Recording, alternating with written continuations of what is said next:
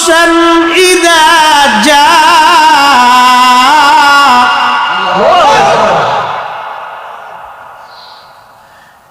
ইযা জা আজালুহা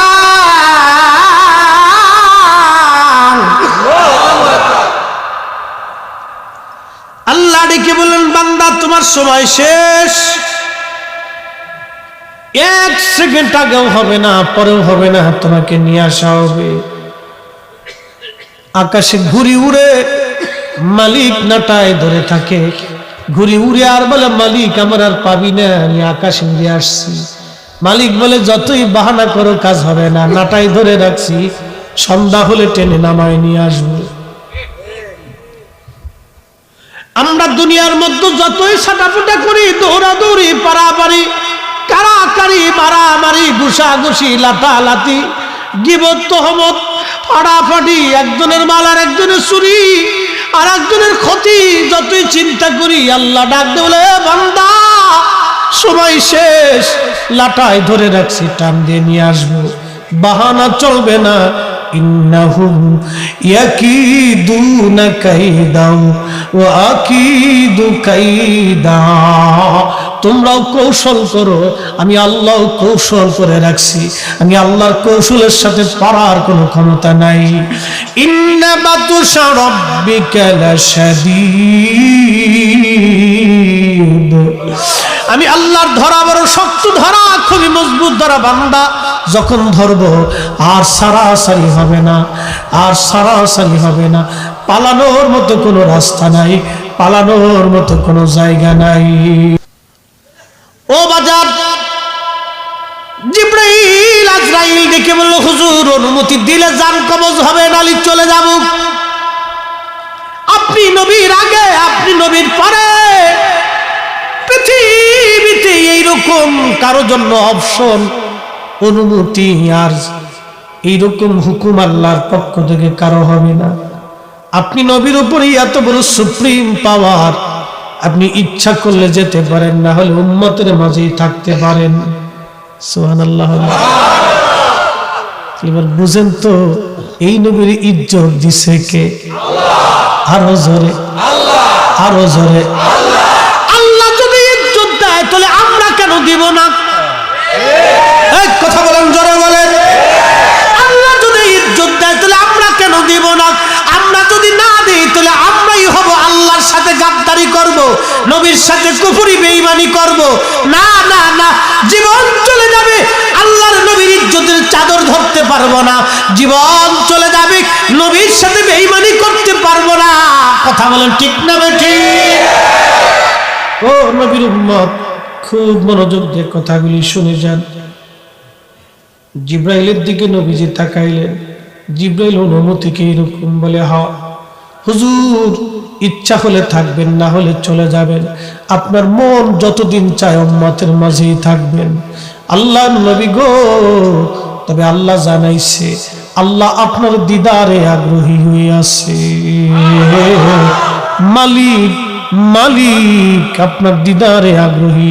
এখন প্রশ্ন করি, জবাব দিবেন, আল্লাহ কি নবীর কাছে ঠেকা? না না, আল্লাহ কারো কাছে ঠেকা নাই। কথা বলেন ঠিক কিনা? আল্লাহ কারো কাছে ঠেকা না, কিন্তু নবীর দিদারে আল্লাহ আগ্রহী, তার মানে আল্লাহ নবীরে ভালোবাসে, ঠিক কিনা? কত পরিমাণে বাসে, সৃষ্টির সব কিছুর চাইতে আল্লাহ তার নবীকে বেশি ভালোবাসে। আপনি যদি নবী ভালোবাসেন তাহলে আল্লাহ ভালোবাসা হয়, নবীর জন্য জীবন দিলে আল্লাহর জন্য জীবন দেওয়া হয়। এই জন্য আল্লাহ কোরআনে বললেন, মাইয়ুতির রাসূল ফাকাদ আতা আল্লাহ। আল্লাহ বললেন, আমার বান্দারে, আমি আল্লাহ আমার হাবিবের ইত্তেবা করলে আমি আল্লাহর ইত্তেবা হয়ে যায় না? আরো জোরে, আরো জোরে। আমাদের দেশে একদল আছে বুকে হাত বেঁধে নামাজ পড়ে, এক জাত মুসলমান আছে বুকে হাত বেঁধে নামাজ পড়ে, এদের মৌলবীরা ওয়াজ করে, বলে নবীজি জীবনের ভুল ছিল, নবী ভুল করতেন, নবীর জীবনে ভুল হইতো, যারা নবীর ভুল ধরে ভুল করত, ভুল হইতে কথা বলবে, ওরাই হলো বর্তমান আজাজিলের দালাল। সন্দেহ আছে? সচ্চে মুসলমান তারা নামেই মুসলমান, ইমানদারের ইমান নিয়ে করছে যারা খেলা, ওরাই তো আসলে এজিদেরই চেলা। দাড়ি টুপি পাগড়ি আছে দেখতে মাওলানা, ভিতরে নাই নবী প্রেম ইয়াজিদে ভরা।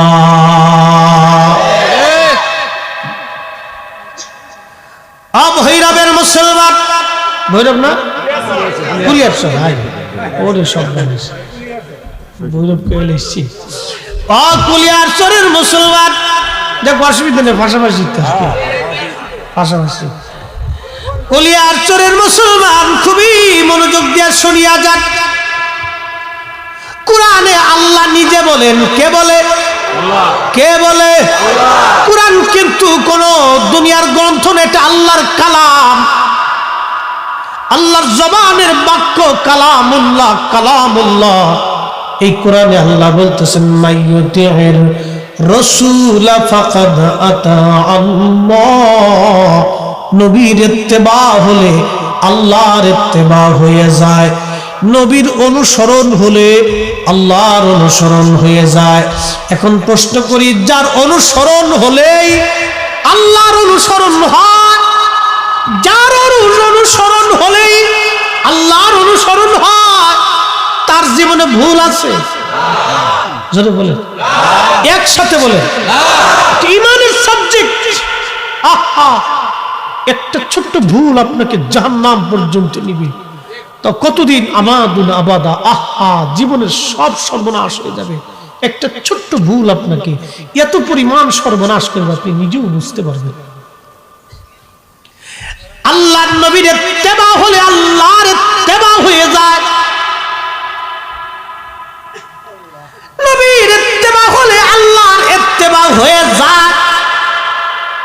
কি চমৎকার কথা! তাহলে যার ইত্তেবা হলেই আল্লাহর ইত্তেবা হয়, তার জীবনে ভুল আছে, খাতা আছে, মিথ্যা আছে, কিচ্ছু না, একবারে ফ্রেশ, কোনো ঝামেলা নাই। ইন্তেকালের সময় ফাতেমা বসে রইছে, হযরত ফাতেমাতুজ জাহরা রাদিয়াল্লাহু আনহা বসে বসে কাঁদতেছে। কান্নার আওয়াজটা একটু ভারী হয়ে গেল, উঁচু হয়ে গেল। নবীজি হাত দিয়ে ইশারা করলেন, ফাতেমা রে, তুমি কেন কাঁদতেছো রে ফাতেমা? বলে, আব্বাজান, আপনার ইন্তেকালের পরে আমরা বড় কষ্টের মধ্যে পড়ে যাব, আমি কাঁদতেছি গো বাবা। ফাতেমা রে, তুমি কাঁদবে না, শোনো, তোমাকে দুটি কথা শোনায় যায় আজ। ও ফাতিমা, তুমি কাঁদবে না, তোমাকে শোনাই, শোনো। আল্লাহ তামাম সৃষ্টি সৃজন করার পরে আল্লাহ সৃষ্টিবাসীর মধ্য তাকাইয়া তোমার বাবা, আমি নবীকে আল্লাহ আখিরি নবী হিসেবে মনোনীত করেছে। না আসতে হলো না, জোরে বলে। তামাম সৃষ্টি সৃজন করার পরে আল্লাহ সৃষ্টির দিকে তাকাইয়া তোমার আব্বাকে আল্লাহ আখিরি নবী হিসেবে রিসালাত দিয়ে ধন্য করে দিল। ও ফাতেমা, এরপরে আমার আল্লাহ তামাম সৃষ্টির দিকে তাকায়া আল্লাহ তোমার জন্য স্বামী পছন্দ করলো। আমি তো তোমাকে বিয়ে দেই নাই, আমার আল্লাহ তোমার জন্য স্বামী পছন্দ করেছে। সৃষ্টির মধ্যে আল্লাহর পছন্দের আলী তোমার স্বামী, আল্লাহ নিজের পছন্দ। একবার জোরে বলা যাবে সুবহানাল্লাহ। কষ্ট হচ্ছে? বুঝে যান, ফাতেমার আলীর বিয়ে কার পছন্দ? ইচ্ছা কার? ঘটকালি করছে কে? কি দামি কথা দেখেন তো। নবীজি ডাক দেখে, ফাতেমা তুমি তো কাঁদতেছ, কিন্তু তোমার আর আলীর বিয়ের ব্যাপারে আমার তো সিদ্ধান্ত না, সিদ্ধান্ত মালিকের। সৃষ্টির মধ্যে তাকাইয়া আমার আল্লাহ তোমাদের বিবাহের বিষয়টা আল্লাহ নিজে পছন্দ করেছে রে ফাতেমা। ও ফাতেমা শোনো, আমরা আহলে বায়াত, আল্লাহ আমাদেরকে 7টা মর্যাদা দিয়েছে, যা আগে কাউকে দেয় নাই এবং আমাদের পরেও আল্লাহর কাউকে দেবে না। আরো জোরে নবী ডেকে বলে, আমরা আহলে বায়াত, আল্লাহ আমাদেরকে 7টা মর্যাদা দিয়েছে, আমাদের আগেও আল্লাহ কাউকে দেয় নাই, আমাদের পরেও আল্লাহ কাউকে দিবে না রে ফাতেমা। প্রথম নম্বর শোনো, তোমার আব্বাকে আল্লাহ মনোনীত করে আখিরি নবী করে পাঠিয়েছে। এই তোমার বাবার পরে আর কোন নবী দুনিয়াতে আসবে না। মা কানা মুহাম্মাদুন আবা আহাদিম মির রিজালিকুম ওয়ালাকিন রাসূলুল্লাহি ওয়া খাতামান নাবিয়্যিন।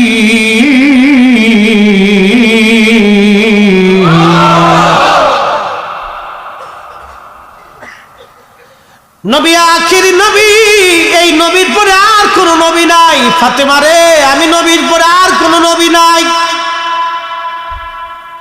2 নম্বর মর্যাদা শোনো ফাতেমা, তোমার আব্বা জানকে আমার আল্লাহ, মানে ফাতেমা রে, তোমার বাবাকে আল্লাহ রাব্বুল আলামিন সমস্ত নবীদের ইমাম বানাইছে। সমস্ত নবীদের উপরে তোমার বাবাকে আল্লাহ মর্যাদা দিয়েছে ইমামুল মুরসালিন। একবার জোরে বলা যাবে মারহাবা। আল্লাহ বলেন, ওয়াইদ আখাযাল্লাহু মিসাকান নাবিয়্যিনা লামা আতাইতুকুম মুসাদ্দিকুল লিমা মাআকুম লা তু'মিনুন্না বিহি। হুজুর, আপনার কি স্মরণ নাই? আপনি কি জানেন না? আপনার কি মনে আছে গো নবী? স্মরণ করেন সেই দিনের কথা যখন আলমে মেসাকের জগতে সমস্ত নবীদের সম্মেলনে আমি আল্লাহ নবীদের কাছ থেকে ওয়াদা নিয়েছিলাম। ও আদম, ও শীষ, ও দাউদ, ও সুলাইমান, ও ঈসা, মুসা, ইব্রাহিম, ইসমাইল, ইসহাক, ইয়াকুব, আইয়ুব, হারুন, তোমরা শোনো, তোমাদেরকে আমি আল্লাহ নবুয়ত দিব, রিসালাত দিব, কিতাব দিব, হিকমত দিব। মিসাকান নাবিয়্যিনা লামা আতাইতুকুম মিন কিতাবিন ওয়া হিকমা সুম্মা জাআকুম রাসূলুম মুসাদ্দিকুন লিমা মাআকুম লা তু'মিনুন্না বিহি। ও মুসা, ঈসা নবুয়ত পাবে, কিতাব পাবে, হিকমত পাবে, কিন্তু শোনো, আমার একজন রাসূল তোমাদের মাঝে সত্য সহ কালেমা নিয়ে, তাওহীদের বাণী নিয়ে যাবে। ও মুসা, ঈসা, ইব্রাহিম, ইসমাইল, ইসহাক, ইয়াকুব, আইয়ুব, ইউসুফ, তোমরা শোনো, সুলাইমান আর দাউদ আর শীষ, আদম, তোমরা শুনিয়া রাখো, এই নবীর উপরে তোমরা ঈমান আনবে।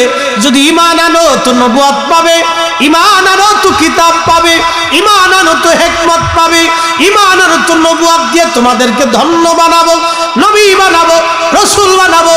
কিন্তু আমার আখিরি নবীর উপরে ঈমান আনা লাগবে, আমার নবীর উপরে ঈমান আনা লাগবে, আমার নবীর উপরে ঈমান আনা লাগবে।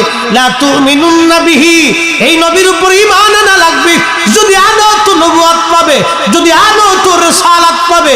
আদম বলবো আনবো, মুসা বলবো আনবো, ঈসা বললো আনলাম, ইব্রাহিম বললো আনলাম, ইসমাইল বললো আনলাম, মুসা বললো আনলাম, লা ইলাহা ইল্লাল্লাহ মুহাম্মাদুর রাসূলুল্লাহ। ঈসা বললে একই কথা, মুসা বললে একই কথা, হারুন বললে একই কথা, শুআয়ব বললে একই কথা, উযাইর বললে একই কথা, দাউদ বললে একই কথা, সুলাইমান বললে একই কথা, শীষ বললে একই কথা, ইব্রাহিম বললে একই কথা, ইসহাক বললে একই কথা, ইসমাইল বললে একই কথা, ইয়াকুব বললে একই কথা, ইউসুফ বললে একই কথা, আইয়ুব বললে একই কথা, সালেহ বললে একই কথা, সমস্ত নবী আলাইহিমুস সালামরা লা ইলাহা ইল্লাল্লাহ মুহাম্মাদুর রাসূলুল্লাহ সাল্লাল্লাহু আলাইহি ওয়াসাল্লাম এই কালেমার উপরে ঈমান আনার কারণে সব নবীরা নবুয়ত পাইছে। একবার জোরে বলা যাবে কি মারহাবা? কষ্ট হইছে? আমার নবীর ওয়াজ আমরা আগে করছি না আল্লাহ আগে করছে? আল্লাহ। দুনিয়া সৃষ্টি হয়নি, পাহাড়ের জায়গা পাহাড় হয়নি, আসমানের জায়গা আসমান হয়নি, তখন থেকে নবীর আলোচনা শুরু হয়ে গেছে। আল্লাহু আকবার বলবেন? নবীজির প্রশংসা তখন থেকে আল্লাহ নিজেই শুরু করছে। সূরা আল ইমরানের 81 নম্বর আয়াতে তাফসীরে গেলে বিরাট ওয়াজ, এটি শেষ হবে না। আমি মূল আলোচনায় যাব। ইমাম মাহদী আসবে, কি ঘটনা ঘটবে সামনে আসতেছে। কষ্ট হবে? চলবে না ইনশাআল্লাহ? চালাচ্ছি মেশিন ইনশাআল্লাহ, চিন্তার কারণে একটু চাটা মেরে দিয়ে না না ফ্যান পান একটু বাতাসে ঝামেলা করবে। খুব মনোযোগ দিয়ে এরপরে নবীজি বলতেছে ফাতেমা 3 নাম্বার বৈশিষ্ট্য মর্যাদা হলো সমগ্র সৃষ্টির মধ্যে তোমার আব্বাকে আল্লাহ বেশি মর্যাদা দিছে। না হইল না, আরো জোরে। সমগ্র সমগ্র কি সৃষ্টি, সমগ্র কি জমিন কয়টা? 7টা। কয় জমিন? আসমান কয়টা? 7 আসমান 7 জমিনে যত জিন ফেরেশতা মানব দানব যত মাখলুক আছে, সব মাখলুকের উপরে তোমার বাবাকে আল্লাহ বেশি মর্যাদা দিয়েছে। সুবহানাল্লাহ বলেন।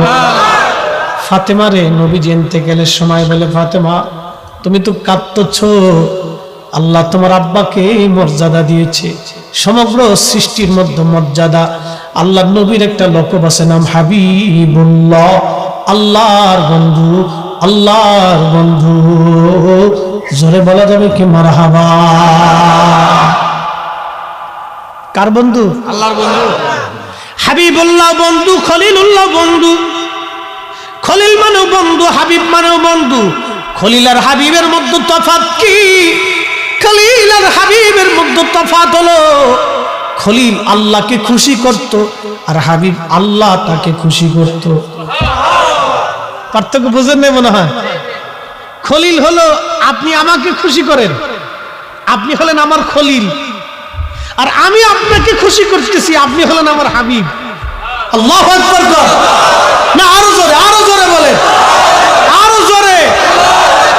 জাহান্নামের ভিতরে কোটি কোটি উম্মত, জাহান্নামের ভিতরে আল্লাহর নবী জান্নাত থেকে বের হয়ে দৌড়বে হাসরের ময়দানে এসে আল্লাহর সামনে সিজদায় পড়ে বলবে, ইয়া রাব হাবলি উম্মতি, আল্লাহ আমার উম্মত গুনাহগার, জাহান্নামে আমার উম্মত কাঁদতেছে, আমি নবী জান্নাতে থাকবো না, থাকবো না, থাকবো না, আমার উম্মত আমার সাথে দিয়ে দাও। আল্লাহ বলবে, হাবিব আপনি জাহান্নামে যান, আপনার উম্মত বাইসে বাইসে আপনি জান্নাতে নিয়ে চলে যান। না আরো জোরে বলেন। বুঝে যান উনি হাবিবুল্লাহ, ওনার নাম কি? দুরূদ চলবে, চলবে, আহা চলতেই তো হবে, না চালাইলে আপনার লস, চালাইলে আপনার লাভ।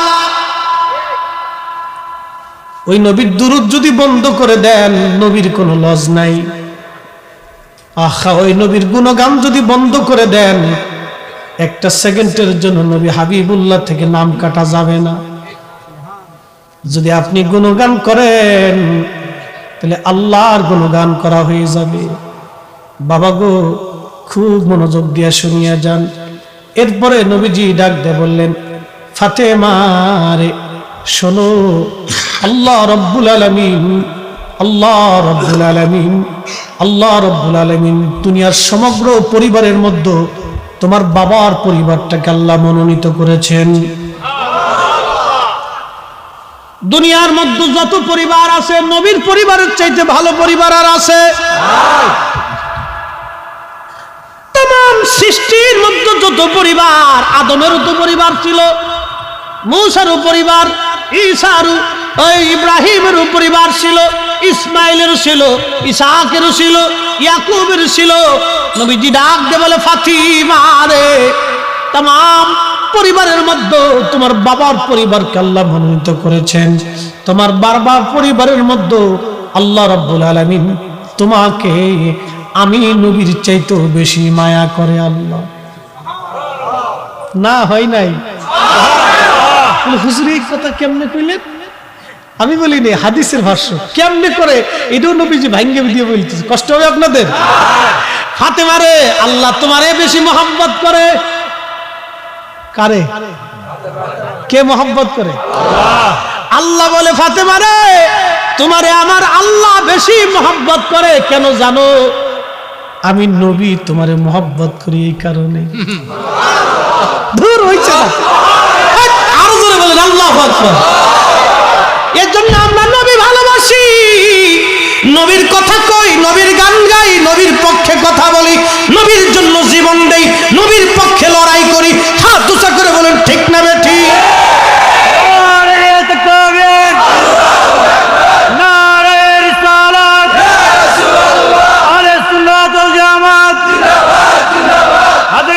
ঐতিহাসিক সুন্নি মহাসম্মেলন হযরত মাওলানা মুফতি জহিরুল ইসলাম ফরিদী সাহেব বিশ্ব জাকের মুঞ্জিল।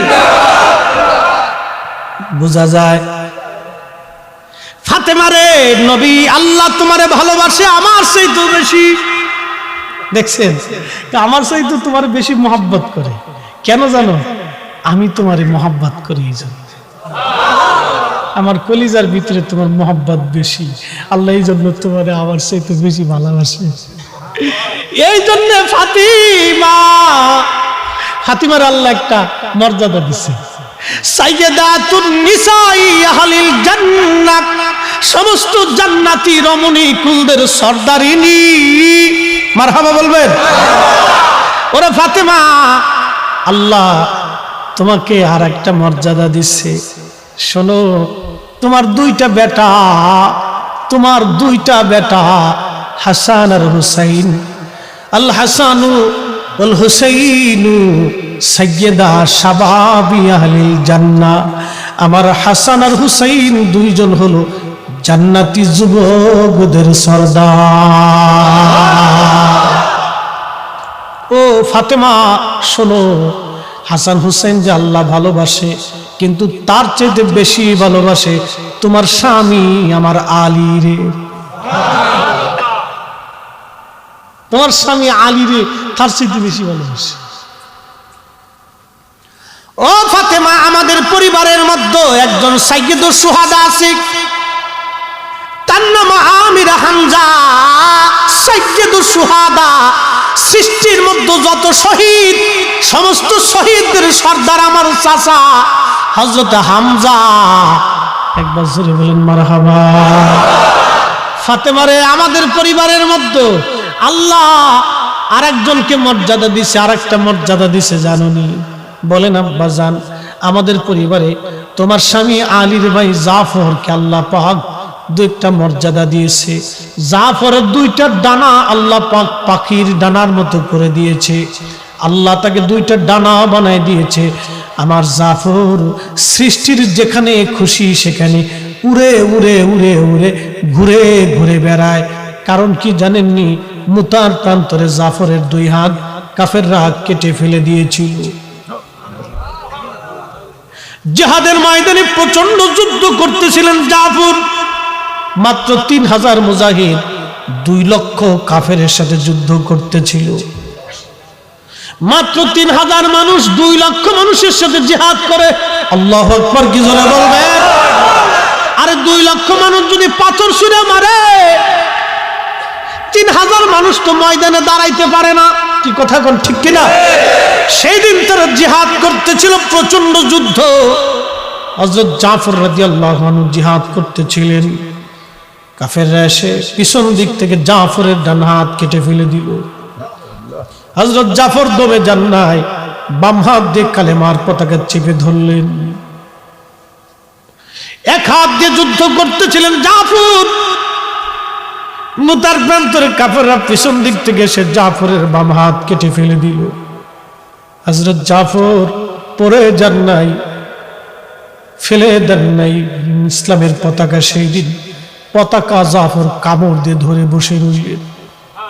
আল্লাহ কামড় দিয়ে ধরে পতাকা জমিনের মধ্যে পড়তে দেন নাই। জাফর দুইটা হাত নাই, তাতে কি কালেমার পতাকা জমিনে পড়তে দিবে না? জাফর কামড় দিয়ে ধরে রাখলেন। জাফর ডাক দিলেন, আব্দুল্লাহ বিন রাওয়াহা, তাড়াতাড়ি আসো, আমি জাফর শহীদ হয়ে যাচ্ছি, কালেমার পতাকা ধরো, আমি জাফর শহীদ হয়ে যাচ্ছি, তুমি কালেমার পতাকা ধরো। সেদিন হযরত জাফর কামড় দিয়ে কালেমার পতাকা ধরে চেপে রেখে দিয়েছিলেন, মাটির মধ্যে কালেমার পতাকা পড়তে দেন নাই। আল্লাহ ঈমানের জন্য খুশি হয়ে জান্নাতের ভিতরে জাফরের দুইটা ডানা বানাই দিয়েছে। নবীজি ডেকে বলে, সাহাবী ফাতেমা রে, আমার জাফরকে আল্লাহ জান্নাতের রন্দে রন্দে পাখা দিয়ে উড়ায়, জাফর যেখানে খুশি সেখানে উড়ে উড়ে যায়, জাফরের জন্য কোনো বাধা নাই। একবার জোরে বলা যাবে আল্লাহু আকবার। ও ফাতেমা, তোমার কেমন আল্লাহ ভালোবাসে শোনাই দিয়ে যাই। আরো একটা খবর তুমি শোনো রে ফাতেমা, তোমার হাসান আর হুসাইনের রক্তের ধারা অনুযায়ী, বংশধারা অনুযায়ী, আমি আওলাদের ভিতরে, তুমি ফাতেমার রক্তের ধারার ভিতরে আল্লাহ পাক পৃথিবীর শেষ প্রান্তে একজন ইমাম আল্লাহ পাঠাবে। সেই ইমামের নাম ইমাম মাহাদি।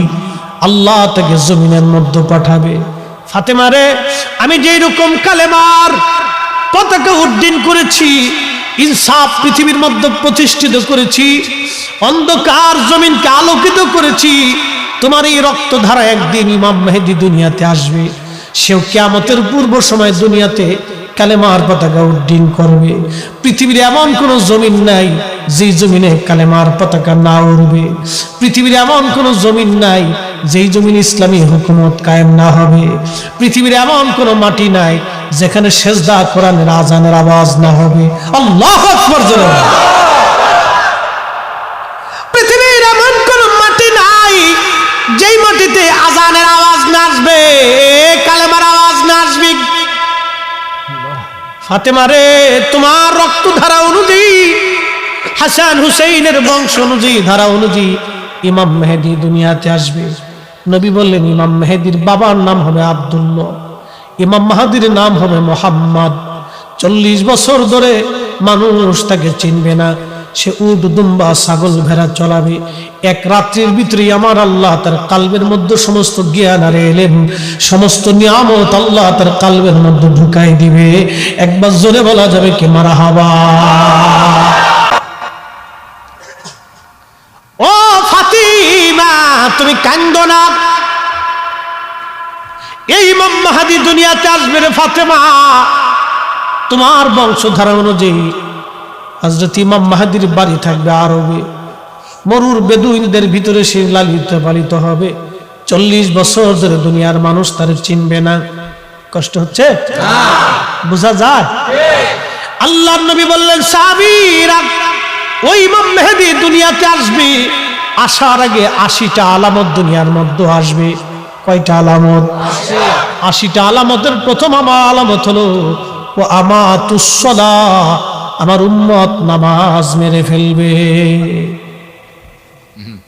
প্রথম নাম্বার আলামত ও আমাতুস সালাহ, আমার উম্মত নামাজ মেরে ফেলবে। নামাজ, উম্মত নামাজ পড়তে চাবে না, নামাজ মেরে ফেলবে। নামাজ নামাজ নামাজ, সালাত সালাত সালাত, উম্মতেরা সালাত ভুলে যাবে। ওয়া আমাতুস সালাহ, উম্মত নামাজ ভুলে যাবে। প্রথম নাম্বার আলামত হলো এইটা। এখন দেখেন, নামাজ আছে, মুসল্লি আছে, আবার মুসল্লিও কাঁচা। মসজিদ হইছে পাকা, মুসল্লি হইছে কাঁচা। কিছু নামাজি আছে নামাজও পড়ে, আবার মানুষের ক্ষতিরও চিন্তা করে। আমার দেশের বহু মুসল্লি নামাজ কালাম পড়ে যাইয়া কলার মধ্যে ফরমালিন মিশায়। আমার দেশের বহু মুসল্লি নামাজ পড়ে যাইয়া মালের মধ্যে ভেজাল দিয়া মাল কমাই দিয়া মানুষ ঠকায়। এরকম বহু মুসল্লি নামাজি আমার দেশে আছে। এরাই হলো ফাওয়াইলুল লিল মুসাল্লিন, লোক দেখানো নামাজি। কথা বলেন ঠিক কিনা? ওয়ামাতুস সালাহ, উম্মত নামাজ মেরে ফেলে দিল। ইমাম মেহেদী দুনিয়াতে আসার আগে প্রথম আলামত ওয়ামাতুস সালাহ, নামাজ মারবে। বাংলাদেশে 18 কোটি মুসলমান, মসজিদ আছে কয়টা? যে কয়টাই থাকুক, জুমার দিনে মুসল্লি পাওয়া যায়, বাকি সময় মুসল্লি পাওয়া যায় না। আবার 2-4 জন মুসল্লি নামাজ পড়ে না। বাজার নামাজ কিয়ামতের ভয়াবহ আলামতের একটা হলো নামাজ ছেড়ে দিলে উম্মতেরা নামাজ। বাজানো, আল্লাহকে যদি আপনি সেজদায় না দিলেন তাহলে কি কৃতজ্ঞতা আপনি আদায় করলেন? আল্লাহ তো আমার কাছে টাকা চায় না। আচ্ছা বলেন, সূর্যের আলো কে দিচ্ছে? যদি আল্লাহ সূর্য না উঠান, পৃথিবীর কারো মানুষের ক্ষমতা আছে সূর্য উঠাই দিবে? আল্লাহ সূর্যটাকে জ্বালিয়ে রাখছেন। সৃষ্টি কোটি কোটি বছর ধরে সৃষ্টি সৃজন হয়েছে।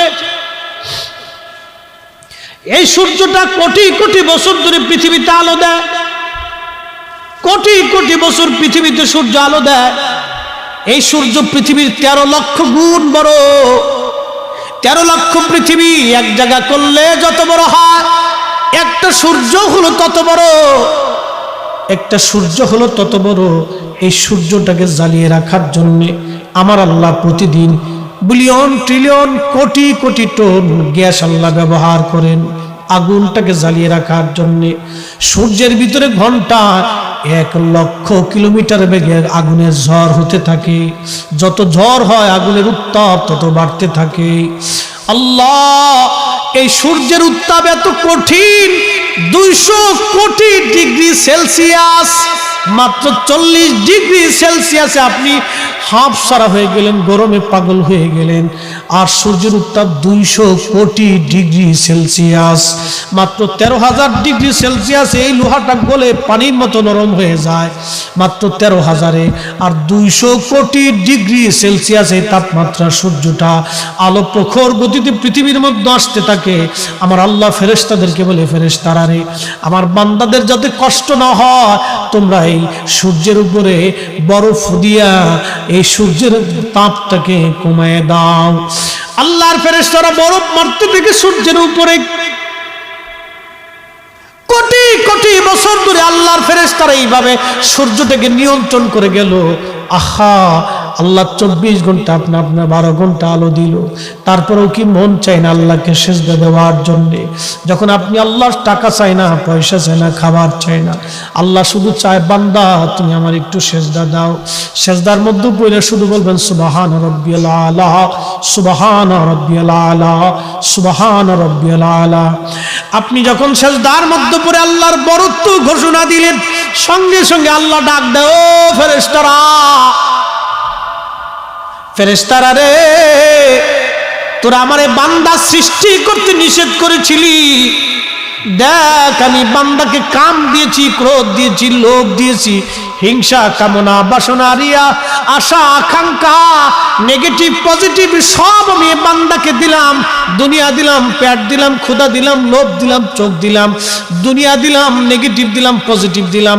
ফেরেশতারা রে, তোদেরকে নেগেটিভ দেই নাই, খালি পজিটিভ দিয়েছি।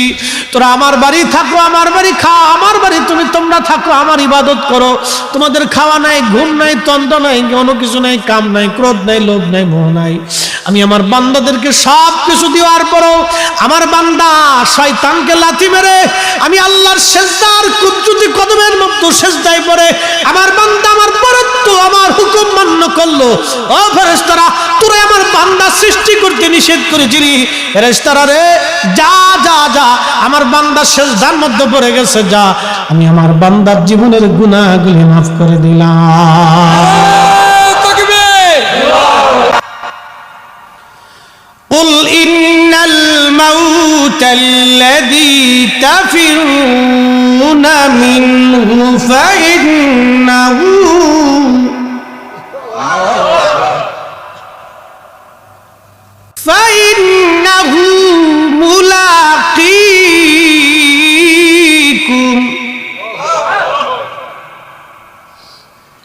আল্লাহ বলে, হুজুর আপনার উম্মত আমার বান্দাকে জানায় দেন, আমার বান্দারা মরণ থেকে যতই পালাক, যেখানেই পালাক, সপ্তম আসমান কি সপ্তম জমিন কি সৃষ্টি যেখানেই পালাক না কেন, মরণ তার সাথে মোলাকাত করবে, মরণ তার সাথে মোলাকাত করবে, পালানোর কোনো রাস্তা নাই। প্রথম নম্বর নামাজ মেরে ফেলবে, 2 নম্বর ওয়াদাউল আমানা, আমানতের খেয়ানত করবে, 2 নম্বর আমানতের খেয়ানত বাড়বে। যখন দেখবা তামাম দেশে দেশে আমানতের খেয়ানত, বুঝবা কিয়ামতের আলামত ইমাম মেহেদী আলাইহিস সালামের আগমনের সময় ঘনাই গেছে। আগে আমাদের দেশে জিন্দা ব্যাংক ছিল, মানুষ টাকা রেখে আসার পরে 6 মাস আগে যেমনি টাকা রাখছে 6 মাস পরে অমনি ফেরত দিচ্ছে। এখন আপনি টাকা হাওলাত দিলে 6 বছরে পাওয়াও কষ্ট হয়ে যায়, কথা কোন ঠিক কিনা? এই জন্য মানুষের হাওলাত দেয় না, কিস্তির দোকানে চলে যাও। কিস্তিওয়ালা কয় দিব তো টাকা 1 লাখ, কিন্তু লাভ দিবি কত? দিব 1 লাখ কিন্তু লাভ দিবি কত? আল্লাহর নবী বলেন ওয়াকালুর রিবা, তখন মানুষ সুদ খাবে। কি খাবে? সুদ খাবে, প্রচুর পরিমাণে সুদ বাড়বে, সুদে সুদে আমার উম্মত জর্জরিত হয়ে যাবে। এখন আপনি দেখেন ব্যাংকে সুদ, ব্যবসায় সুদ, বিদেশ যাত্রায় সুদ, এখানে সুদ, কিস্তিতে সুদ, সেখানে সুদ, সুদের জায়গার কোনো শেষ নাই। নবী বলেন উম্মত কেউ সরাসরি সুদ খাবে, নয় সুদের সহযোগিতা করবে, আর না হয় কেউ সুদের বাড়িওয়ালার সাথে খানা খাবে, বন্ধুত্ব করবে, উঠা বসা করবে, লেনদেন করবে। আমার উম্মত সুদ থেকে মুক্ত হতে পারবে না, পরোক্ষ প্রত্যক্ষভাবে আমার উম্মত সুদের মধ্যে জড়ায় যাবে। এটা কিয়ামতের আলামত। বর্তমান ব্যাংকিং ব্যবস্থা, অর্থনৈতিক ব্যবস্থা, তার ভয়াবহ আলামত ইমাম মেহেদী আলাইহিস সালামের সময় ঘনাই গেছে, বেশি দেরি নাই।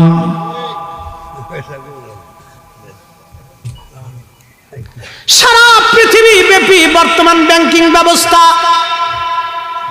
সুদ ভিত্তিক অর্থনীতি, এটাই তার বাস্তব প্রমাণ। নবীজি 1450 বছর আগে বললেন, 1450 বছর পরে অক্ষরে অক্ষরে তা প্রতিপালিত হচ্ছে।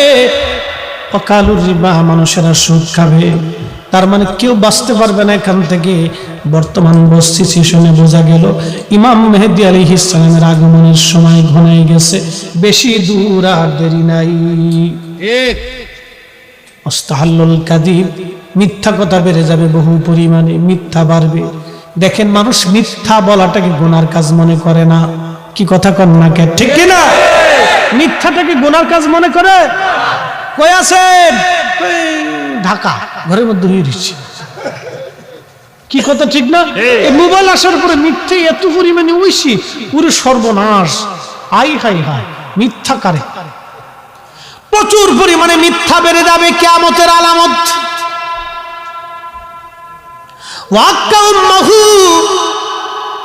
মার সাথে দুর্ব্যবহার করবে, পৃথিবীতে বৃদ্ধাশ্রম বেড়ে যাবে।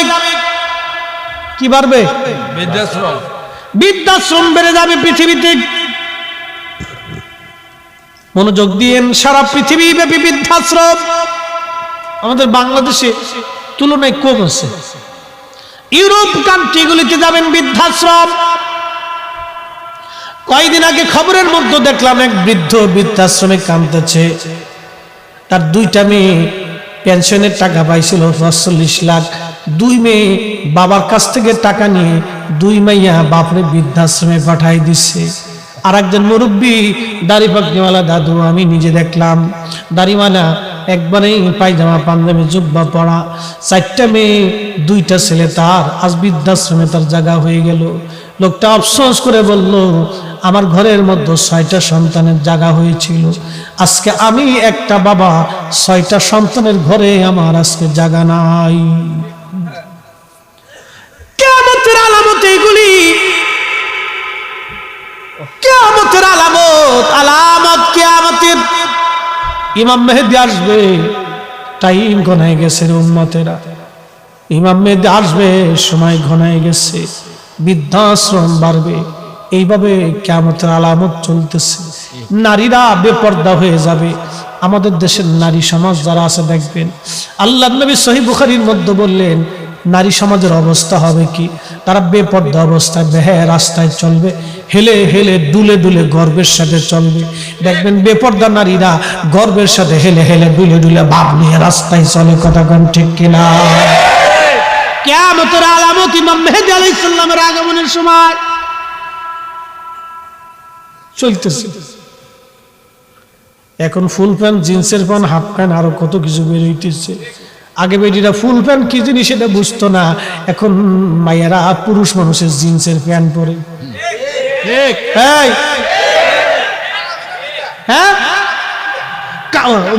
ওই দাদু আবার করছে কাটাও বলে আছে, তো ওখানে মাঝে মধ্যে একটু ভিক্ষে শিক্ষে দিয়ে এত খয়রা তুই গেল যে কাটা সিটে পড়তে হবে, সিরা ফাটা।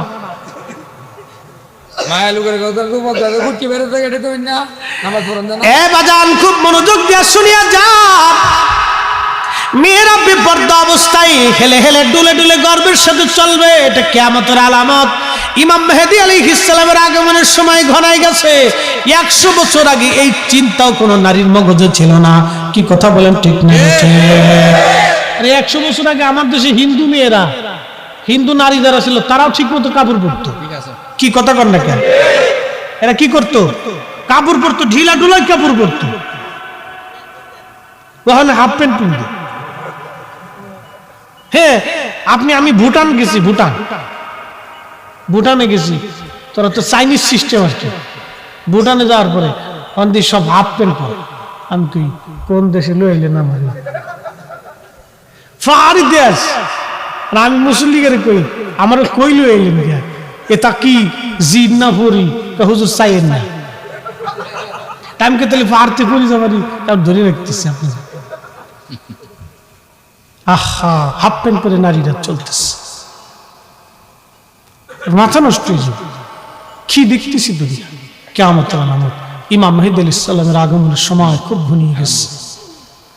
আরে ভারতেও দেখেছি 100 বছর আগে ভারতের হিন্দু নারীরাও তারাও কাপড় পরতো, তারাও একটা পজিশনের মধ্যে থাকতো।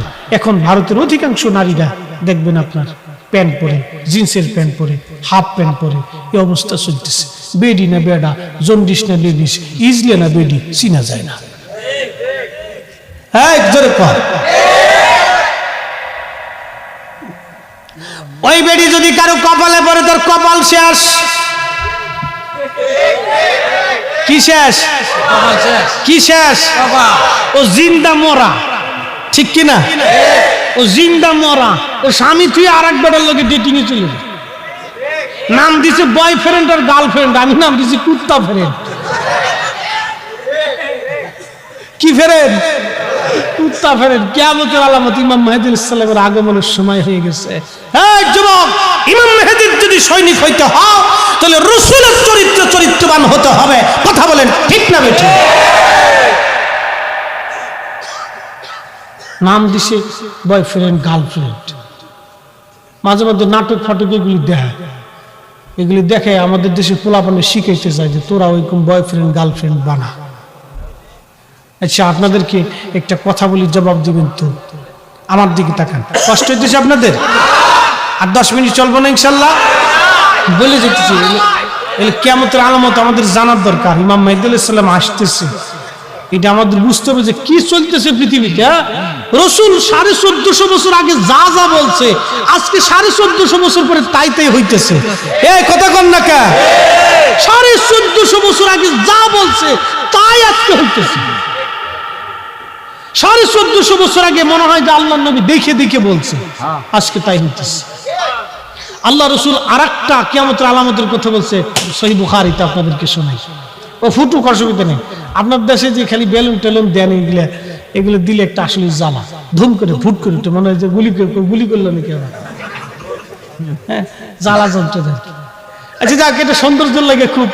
আপনাদের আসলে মন মানসিকতা খুব ভালো। এই মাহফিল করতে যাই স্টেজটারও খুব সুন্দর করে একবারে বাসর ঘরের মতো সাজায়। অনেকে বিয়ে করলে এরকম সাজায় না, খুব ভালো। তো যাক, আলহামদুলিল্লাহ, এটা একটা মনের প্রশান্তি আর কি, শান্তি, ভালো লাগে যে আল্লাহ বেহেশতের বাগানটা আমরা একটু সাজাই দিই। মাশাআল্লাহ মাশাআল্লাহ। আচ্ছা যাক, যেমন কাম তো আল্লাহ আমরা যেমন লই আইছে আর কি করার আছে। বৃষ্টি দেওয়ার পরেও আপনারা ঠেকেন নাই, চলে আইছে। মাশাআল্লাহ, একসাথে জোরে বলি তো আল্লাহু আকবার। হযরতে ইমাম মেহেদী আলাইহিস সালাম আর আগে আরো একটা আলামতের কথা নবীজি 1450 বছর আগে কত চমৎকার করে বলে গেলেন। খুব মনোযোগ দিয়েন। নবীজি বললেন, উম্মত শোনো, কিয়ামতের আগে ইমাম মেহেদী আলাইহিস সালাম এসে আসার আগে আমার উম্মতের হালত হবে, স্ত্রী ঘরের মধ্যে কি করে স্বামী সেটা দেখতে পারবে। সুবহানাল্লাহ কবেন? মানে বুঝেন নাই মনে হয়। স্ত্রী ঘরের মধ্যে কি করবে স্বামী সেটা দেখতে পারবে। তার মানে সিসি ক্যামেরা মোবাইল, এই ভিডিও, কি কথা কন না কে? হ্যাঁ, এগুলি সিসি ক্যামেরা। মানে সে সিসি ক্যামেরা লাগাই থুয়ে যাবে, ভিডিও করে থুয়ে যাবে, দেখবে। বা অফিসে বসে বসে দেখতেছে তার বউ কি করতেছে, পোলা কি করতেছে। বউ ফোন দেয়, সরিনার বাপ দেখো তোমার পোলাটা দৌড়াইতেছে, খেলতেছে, খাইতেছে, তুমি কি রাঁধতেছো? সরিনার মা কি অবস্থা? আর জোরে করেন আল্লাহু আকবার। 1450 বছর আগে আল্লাহর নবী যা বলছে তাই হইতেছে। এই বর্তমানে সিচুয়েশন কিয়ামতের আলামত। ঠিক, কিয়ামতের আলামত। ইমাম মেহেদী আলাইহিস সালামের আগমনের সময় ঘনাই যাচ্ছে। এরপরে আরো যেটি বড় বড় আলামতগুলি, এগুলি শোনার সাথে সাথে আপনাদের সমস্ত শরীরের লোমগুলি খাড়ায় যায়। সামনে বলতেছি এগুলি আলামতের সুগরা, ছোট ছোট গুলি আপনাদেরকে শোনাচ্ছি, রানিং চলতেছে। আল্লাহর নবী আরো বলেন, উম্মত শুনো গো শুনো, সারা আরব সবুজে পরিণত হবে। সারা আরব কি হবে? সবুজে পরিণত হবে। মরু বৃক্ষে গাছ তরুলতা পাতা জন্ম নিবে। সবুজে আরব, সারা আরব সবুজে ভরে যাবে। এত পরিমাণে সম্পদ মানুষের হবে যে মানুষ রাস্তায় সম্পদ নিয়ে যাবে, কিন্তু যাকাত নেওয়ার লোক থাকবে, যাকাত নেওয়ার লোক থাকবে না।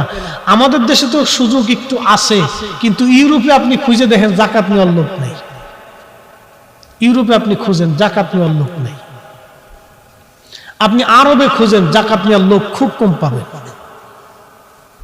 বাংলাদেশে কিছু পাবেন, এই উপমহাদেশে আফ্রিকাতে কিছু অঞ্চল আছে, এইগুলি এখন কিছু পাবেন। এমন একদিন আসবে এই অঞ্চলেও আপনি জাকাত দেওয়ার লোক খুঁজে পাবেন না। এখন তো আমার দেশে জাকাতের সিস্টেম বেড়ে গেছে। জাকাতের কাপড় আছে, জাকাতের লুঙ্গি আলাদা, জাকাতের কাপড় আলাদা, জাকাতের সেলাউজ কামিজ আলাদা। কত বড় ডাকাত চিন্তা করতে পারছেন।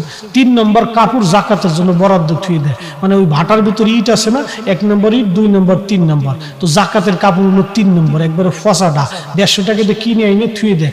বাংলাদেশে যদি এমনও ধনী আছে যার 2, 4, 5 হাজার কোটি টাকার মালিক।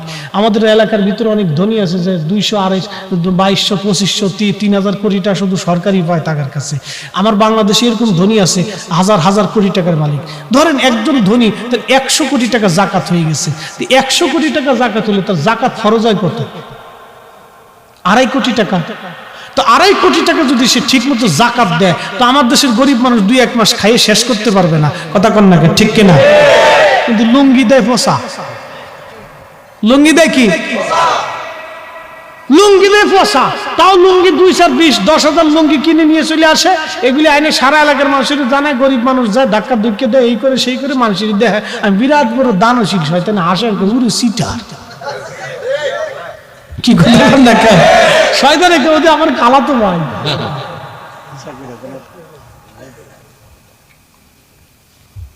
এইভাবে জাকাত হয় না। এগুলি বাহানা, তাল বাহানা। এগুলোর জাকাতের 4 পয়সা মূল্য নেই, কোনো মূল্য নেই। মানুষ দেখানো জাকাত, বেহুদে জাকাত। ও মুসলমান, খুব মনোযোগ দিয়া শুনিয়া যান বাবাজি। এইরকম আমানতের খেয়ানত চলবে, জাকাত পাওয়ার মতো কোনো লোক থাকবে না। সারা আরব সবুজে ভরে যাবে। নবীজি বলতেছেন, উম্মত রে, এরপরে আরো ভয়াবহ একটা আলামত হলো কি জানেননি? এই বাংলাদেশের জন্য একটা ভয়াবহ আলামত। গাজওয়াতুল হিন্দ হবে, হিন্দুস্তানে একটা যুদ্ধ হবে। আমার দিকে তাকান, গাজওয়াতুল হিন্দ, হিন্দুস্তানে এই অঞ্চলে বিরাট বড় একটা যুদ্ধ হবে। এই যুদ্ধে লক্ষ লক্ষ মানুষ মারা যাবে। তবে একটা সুসংবাদ হলো, এই যুদ্ধে যারা অংশগ্রহণ করবে, নবী বলতেছেন শোনো, তাদেরকে আমার আল্লাহ মাফ করে দিয়ে বদরি উহুদি সাহাবীদের মতো আল্লাহ জান্নাতি বানাই দিবে। চিৎকার মেরে বলেন আল্লাহু আকবার।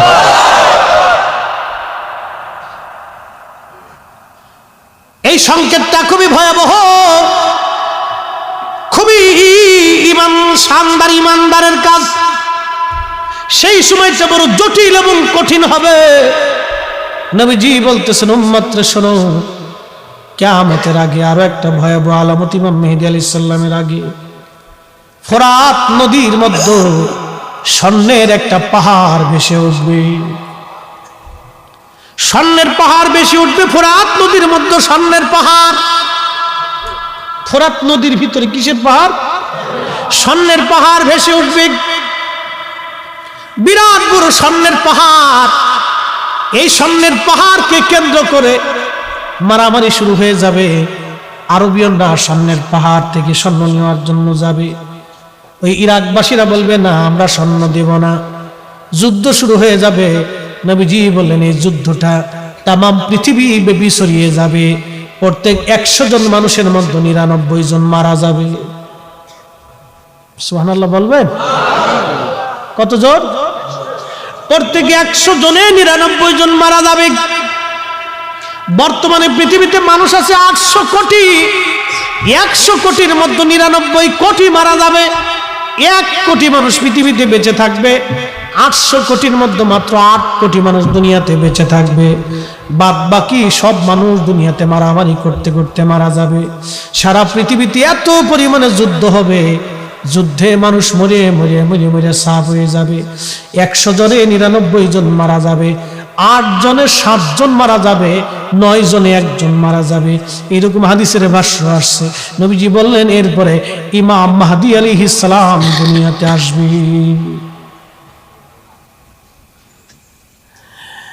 আল্লাহ নবী ডাক দিয়ে বলেন ফাতিমা, মনে আসে না আপনাদের ওয়াজ? ফাতিমা রে শুনছো রে ফাতিমা, তোমার বংশের মধ্যে ইমাম মেহেদী আসবে, তোমার রক্ত ধারণ যে ইমাম মেহেদী আসবে রে ফাতিমা, এটা তোমার জন্য একটা সুসংবাদ ফাতিমা। মাহদী তোমার রক্ত ধারণ যে তোমার হাসান হুসাইনের মাধ্যমে পৃথিবীতে আসবে। ইমাম মেহেদীর বাবার নাম হবে আব্দুল্লাহ, ইমাম মেহেদীর নাম হবে মুহাম্মদ। 40 বছর পর্যন্ত তাকে মানুষ চিনবে না। 40 বছর পরে হজের টাইমে, হজের মৌসুমে ইমাম মেহেদীর আত্মপ্রকাশ হবে। কাবা শরীফে ইমাম মেহেদীর সাথে মুসলমানদের পরিচয় হবে। প্রথমত বায়াত নিবে না। সারা পৃথিবী থেকে মুসলমানরা নির্যাতিত, নিপীড়িত, লাশের লাশ। মুসলমান হজের দিনে কাঁদতে থাকবে। সারা পৃথিবীর মুসলমান একত্রিত হজের সময়। ওই সময় বহু হাজিও মারা যাবে, অনেক ঘটনা ঘটবে। ওই সময় বহু লাশ আর লাশ, যুদ্ধ আর যুদ্ধ। সারা পৃথিবী ব্যাপীময় যুদ্ধের ভয়াবহতায়, প্রচন্ড যুদ্ধে মুসলমানের লাশ পড়ে পড়ে পড়ে পড়ে পড়ে পড়ে একেবারে মিসমার হয়ে যাবে। সারা পৃথিবীতে মুসলমান প্রায় নিশ্চিহ্ন হয়ে যাবে। এই সময় ইমাম মেহেদী আলাইহিস সালাতু ওয়াস সালাম তখন আত্মপ্রকাশ করবেন। ইমাম মেহেদী আলাইহিস সালাম যুদ্ধের নেতৃত্ব দিবেন। ইমাম মেহেদী আলাইহিস সালামের সঙ্গে আল্লাহর আবিদ জাহিদ ওলিরা যুক্ত হয়ে যাবে। সারা পৃথিবীতে আবার বিরাট বড় যুদ্ধ হবে। পৃথিবীর এমন কোন ইঞ্চি মাটি নাই যে মাটির উপরে ইমাম মেহেদী আলাইহিস সালামের রাজত্ব না হবে। আল্লাহর জমিনে কালেমার পতাকা উড্ডীন হবে। আল্লাহর আকাশে প্রাচুর্য ছেড়ে দিবে। প্রচুর পরিমাণে রহমতের বৃষ্টি হবে, অনেক পরিমাণে ফসল হবে। নবীজি বলেন উম্মত রে তোমরা শুনিয়া যাও, একটা আনার, একটা ডালিম এত পরিমাণে বড় হবে, এত পরিমাণে বড় হবে, একটা গর্তের মানুষ একটা ডালিম খেয়ে শেষ করতে পারবে না। একসাথে বলবেন সুবহানাল্লাহ।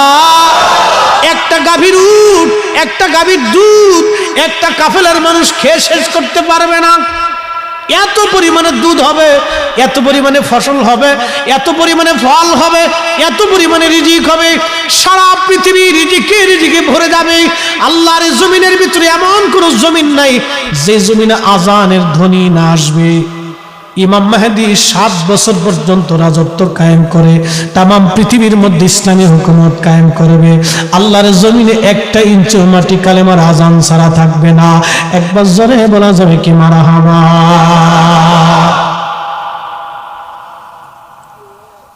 ইমাম মেহেদী আলাইহিস সালাম আসা পর্যন্ত আপনাদেরকে মুখতাসার কিছু শোনাই।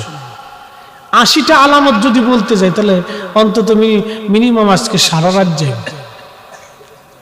80টা আলামত, তার ভিতরে ইম্পর্টেন্ট কয়েকটা আপনাদেরকে শুনেছি। ইম্পর্টেন্ট, গুরুত্বপূর্ণ।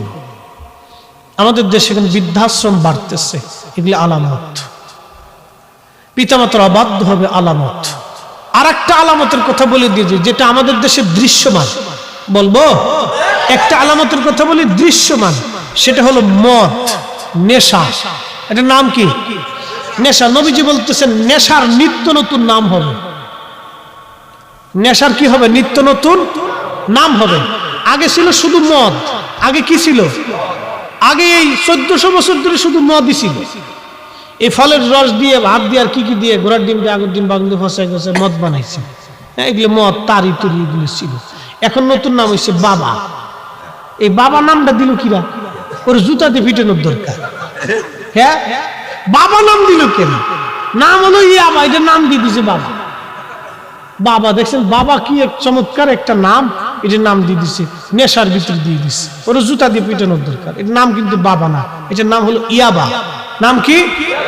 আরেকটা নাম আছে হিরোইন, আরেকটা নাম আছে গাজা, আরেকটা নাম আছে ফেন্সি, আরেকটা নাম আছে হলো কি ডাইল কয়, ডাইল। হ্যাঁ, ডাইল কয় না, ডাইল। আর কি কি নাম আছে? এরকম অনেকগুলি নাম আছে। এই নাম এক একটা এক এক কোয়ালিটি। এই এক এক কোয়ালিটির এক এক কোয়ালিটি, এক এক ধরনের নেশা। এই নেশাগুলি চলতেছে, এই নেশা খুব চলতেছে। এগুলি খাইয়া শুক্রবারে ভূমিকম্প ঢাকা আর হেঁটে করতেছি পরে এলে মাঝে মধ্যে হইব, এইটা আইবো আরো সামনে ভয়াবহভাবে আইবো। খুব মনোযোগ দেন। এই নেশা, এরপর রাসূল বললেন এই নেশা সম্পর্কে তোমাদেরকে আরেকটু জানাই। আল্লাহ নবী বললেন প্রকাশ্য নেশায় মানুষ আসক্ত হবে, প্রকাশ্যে নেশায় মানুষ যেখানে সেখানে নেশা করবে। দেখেন আজকে আপনি বিদেশে যদি যান, একবারে হাই কোয়ালিটির দেশ, উন্নত বিশ্বগুলো, ওরা প্রকাশ্যে মদ খায়। আমি ভুটানে গেছি, ফাস্টফুডের দোকানে যাওয়ার পরে দিই বিরাট বড় বড় বোতল সাজানো। আমি কই এগুলি কি? হুজুর এগুলি ওইতা ওইতা ওইতা ওইতা, আমার নাম করতেছে না। আমি ওইতা কি? ওইতা বুঝেন নাই? মদ, মদ। আমি কি এই হোটেলে আপনি আমার নিয়ে এসেছেন খাওয়ানোর জন্য? আমি মরে যাবো তো এন খাইতাম। পাগলা বানি এই তা আর খাইতাম না। তো খুব মনোযোগ দিয়ে, এগুলি আমাদের সারা পৃথিবী ব্যাপী ছড়িয়ে গেছে। এই যে আমাদের দেশে নেশা, জায়গায় জায়গায় দেখবেন বিভিন্ন জায়গায় নেশা আসক্ত ছেলেরা নেশা খায়, বিভিন্ন জায়গায় হিরোইন খায়, গাঁজা খায়, এই জায়গায় যায়, সে যায়, সে এগুলি প্রকাশ্য। রাসূল বলেন এগুলি কিয়ামতের আলামত। শোনো হে উম্মত, ইমাম মেহেদী আলাইহিস সালামের আসার আগে এগুলি প্রকাশ্য চলতে থাকবে। আর একটা কথা নবীজি প্রকাশ্যের কথা বলেছে, আমার উম্মত প্রকাশ্যে নাচ গান করবে। মেয়েরা প্রকাশ্যে অর্ধউলঙ্গ হয়ে নাচবে। আজকে আপনি দেখেন তো, মোবাইল মানে কি? প্রকাশ্য না প্রকাশ্য? না, জোরে কন, জোরে জোরে জোরে। দূরে দূরে না হাতে হাতে? দূরে দূরে না হাতে হাতে? তার মানে ঘরের মধ্যে শুয়ে খেতার ভিতরে নিয়ে, হ্যাঁ, ঘরের ভিতরে শুয়ে খেতার ভিতরে নিয়ে, ছাদের উপরে বইয়া, মান কিসিবে বইয়া, গাছের নিচে বইয়া, ওই আপনার নদীর পরে বইয়া, লঞ্চের ভিতরে বইয়া, ট্রলারের ভিতরে বইয়া, গাছের উপরে বইয়া, নিচে বইয়া, ইতে কাইতে শীত হইয়া, যে যেমনি পড়তেছে এমনি দেখতেছে। একটু অপশন নাই। হ্যাঁ, একটু অপশন নাই। জাহাজে বলতেছি একটু অপশন নেই, আসলে অপশন। ইমাম মেহেদী আলাইহিস সালামের আগমনের সময় ঘনিয়ে গেছে। এটা ভয়াবহ আলামত। আপনাদেরকে এই মহামারী থেকে, মহা বিপদ থেকে যদি আপনাকে বাঁচতে হয়, তাহলে অবশ্যই আপনাকে রাসূল কারীমের সুন্নাহের প্রতি আসতে হবে। ফাআলাইকুম বিসুন্নতি ওয়া সুন্নাতিল খুলাফাইর রাশিদিনাল মাহদীন। নবী বলছেন উম্মত, এই সময় তুমি আমি নবীর সুন্নাহকে, আমার খুলাফায়ে রাশিদিনের সুন্নাহকে দাঁত দিয়ে কামড় দিয়ে চেপে ধরে রাখতে হবে। যদি ধরে রাখতে পারো তাহলে তুমি এই সময় নাজাত পাবে। যদি না রাখতে পারো তুমি ধ্বংস হয়ে যাবে। তুমি রাখতে যদি পারো তো নাজাত পাবে, আর যদি না রাখতে পারো তাহলে তুমি ধ্বংস হয়ে যাবে, হালাক হয়ে যাবে। এ সময় রাসূল করিমের সুন্নাহ, খোলাফায়ে রাশিদিনের সুন্নাহকে দাঁত দিয়ে কামড় দিয়ে একবারে চাপ দিয়ে আঁকড়ে ধরে রাখতে হবে নিজের জীবনে। যদি বাঁচতে চান কঠিন মহামারী, মহা বিপদ, জাহান্নাম থেকে, আল্লাহ লানত এবং কঠিন আযাব থেকে যদি বাঁচতে চান, এই কঠিন সময় আপনাকে রাসূল করিমের সুন্নাহ চাপ দিয়ে কামড় দিয়ে ধরে রাখতে হবে। ভয়াবহ দিন চলতেছে।